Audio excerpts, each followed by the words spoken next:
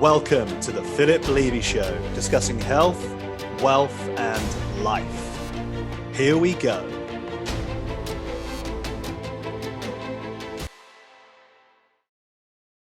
Hey, Joe. How you doing? I'm doing well. How are you? Good. Awesome. Thank you for coming on the show, taking the time of your busy schedule to be with us. I just want to open by thanking you for starting Spartan Race, for starting what you're doing here. I don't know if it was, sorry if I'm up in your grill, I'm trying to stay in shot. It's perfectly fine. For starting this movement, this worldwide movement that you have done. Just a quick rundown, because I think most people know who you are, and you probably get asked this a lot, but how did Spartan Race come to be? How were you like, shit, man, I've got something great here? You know, it's an 18-year overnight success. The first 10, 11 years, it was an absolute nightmare because I couldn't get anybody to come out and do these things. So I would put on these races, and I would have to lie to people and tell them, hey, we're going to have a barbecue this weekend. Wasn't really a barbecue. They were the ones being roasted, right? I love it. And I'd make them hike mountains. I'd make them do things because people just didn't want to get off the couch and do this kind of stuff. And then in 2010, I decided to change the name, change the format, military-inspired obstacle racing, and social media became prevalent. A bunch of people coming back from the Middle East because of, the wars. CrossFit was becoming bigger and bigger, so the timing was just perfect, and it hit. And 700 people showed up.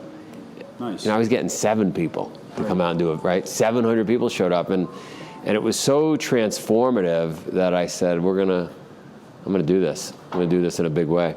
So do you think now knowing what I know about you and having read your book, that wasn't the original name also, from the research that I've done, what was the original name that came before Spartan Race? And do you think that name had anything to do with maybe making a hesitancy with people? No, I had bought the URL in 2000, in the year 2000, 18 years ago, I bought the URL Peak, PEAK.com. It's a very expensive URL, and I thought that's a cool name because I'm pushing people to be at their peak, but Spartan's just the greatest name in the world. I mean, it is pretty awesome. Now I thought you were with the races you were first having. I thought you were calling them the death races. So Death Race was one of the races within. Peak.com. Right, yeah, the next generation of Spartans are coming through the lobby here. Yeah, look at him. He's got his milk brigade. Love it. Excellent. I had multiple names. So within Peak, the Peak being the parent company, there was Expedition BVI. That was our first. You wouldn't know that. Then there was the Superman. I had all. No one knows this, right? You're diving in. I had all these different names, and then came the Death Division. Okay. And then the Death Division turned into Death Race. And so you've heard of Death Race. And Death Race scared some people, but actually it attracted a lot of people because very much like Shackleton's story, where he ran an advertisement that said, looking for a few good men, low rations, little to no light, return unlikely. 5,000 people showed up to apply for that job. Wow. We're not going to pay you. There's probably going to be no food. There's no light, and we're probably not going to return. 5,000 people showed up. So Death Race was intriguing, is intriguing to people because it's so badass, right? You've got to sign a waiver that says you may die, right, and accept that.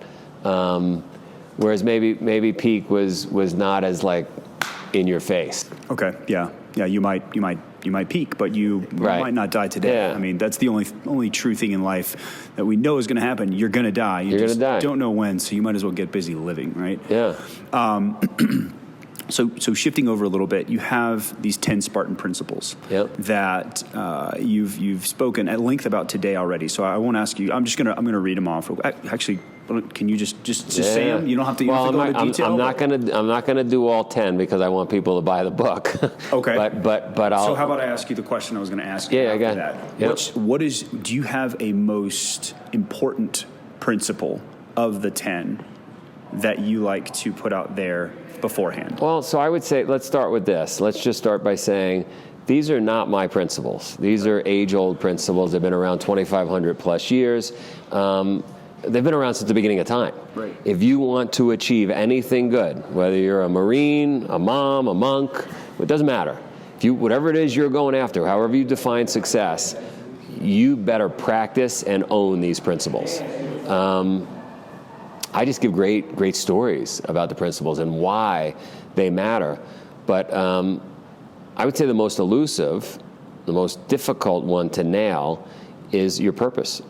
Knowing your true north. Like, what is your purpose? Why are you here? What gets you up in the morning? And people have asked questions like, well, what if you had all the money in the world? What would you do? And based on that answer, maybe that's your purpose. Or if today was your last day on earth, what would you do? Maybe that's your purpose. But I love this question of what would you do if you knew you were going to fail? In other words, if you know you're going to fail anyway, but you're still so excited to do it. Thomas Edison fails every day making light bulbs. They don't work, but he's going to make a light bulb, right? For me, I failed year after year putting on races, but I love putting on races, right. So I just keep doing it. So finding your true north, figuring out your purpose is by far one of the most important principles, because when you nail that, very hard to nail, and it can change. My purpose and my true north was different from the time I was 10 to 20, different from the time I was 20 to 30, different now. But if you nail it, it's like a locomotive pulling you through life, as opposed to you pushing a boulder up a mountain. Right. You just wake up fired up. I'm fired up every day. As much as I have shitty moments and shitty days and 600 emails, I'm fired up. What gets you out of bed in the morning? Changing lives, receiving emails, doing podcasts. I love it. Seeing 40 countries. It's just unbelievable. This gets me going. That's absolutely what it is unbelievable. This movement that you started. Can you expand a little bit about, or can you unveil where this is headed next? Because I've been racing Spartan races since 2012, and I've seen become a little bit more involved each year. And I've got the show now, and now I'm sitting here across from you now, and I see that you guys are dialing it in and tweaking it just a little bit each and every season. What's next? Well, you got to have, I did a great podcast yesterday with a guy who's pretty articulate, a Marine that got the Navy Cross, during the war. And he said to me, you certainly have to have your 1,000-meter target, but you can't lose sight of what's right in front of you either. And so the 1,000-meter targets is, let's talk about like the Olympics. We got to get this thing in the Olympics. It's got to be a legitimate sport. It's got to stand the test of time. Two is, I want to turn it into a lifestyle brand. So what do I mean by that? I don't mean like Ralph Lauren is a lifestyle brand, because you're not actually riding horses right. and looking like the photos you see in the Ralph Lauren advertisements. What I mean by that is, how do we get people that don't do the race to sprinkle a little Spartan in their life? Maybe they take the stairs instead of the elevator.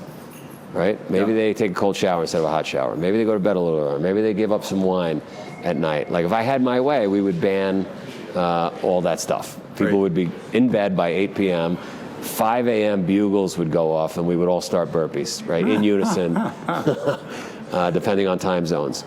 But so maybe everybody would sprinkle a little Spartan in their life.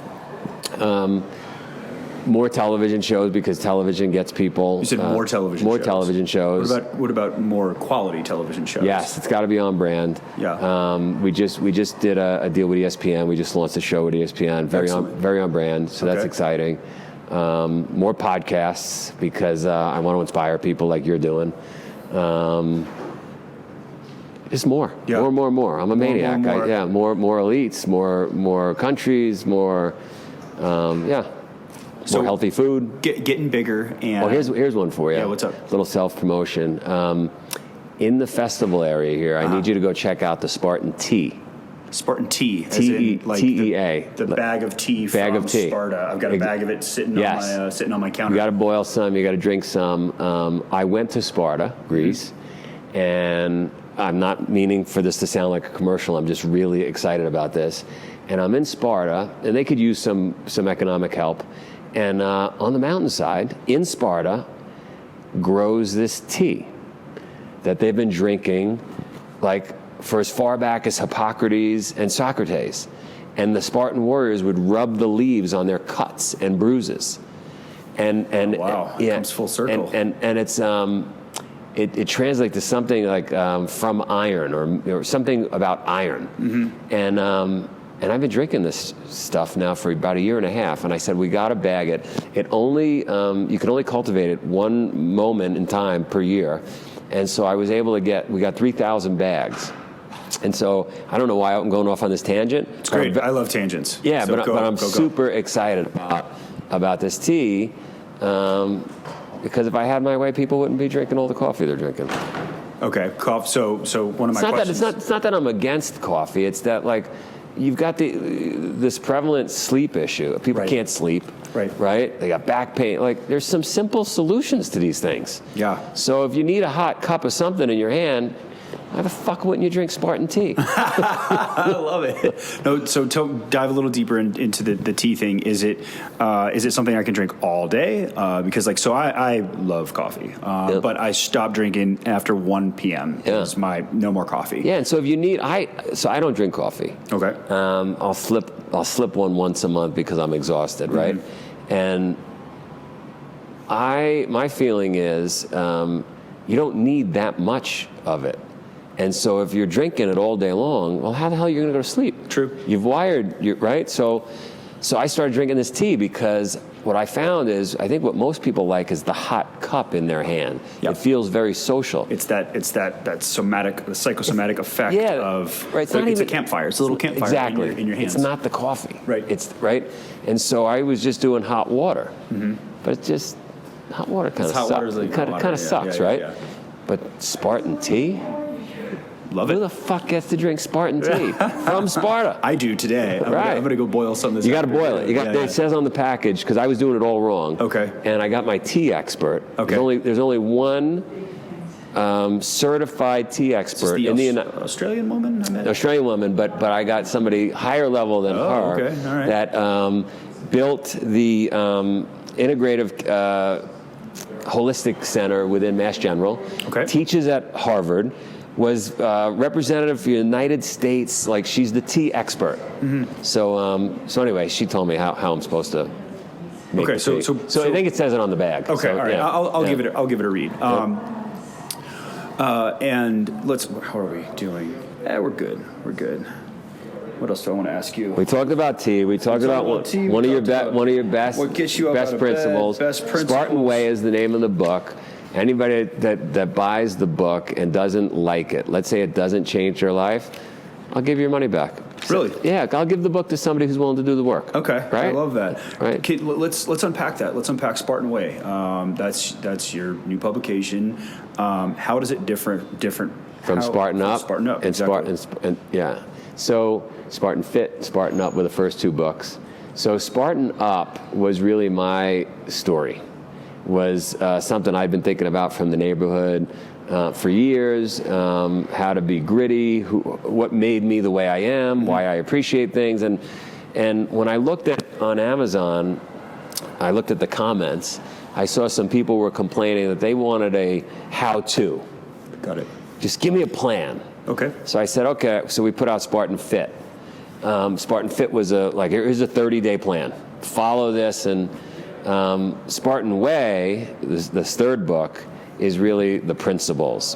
What are the core principles that get somebody through a successful marriage, through a 100-mile run, through building a business, anything that you want to, it's 10 principles. Yeah, the 10 principles that those who are listening or watching should buy the book so they can buy the book. Listen, like I said, if you don't have the money, I'll send you a book.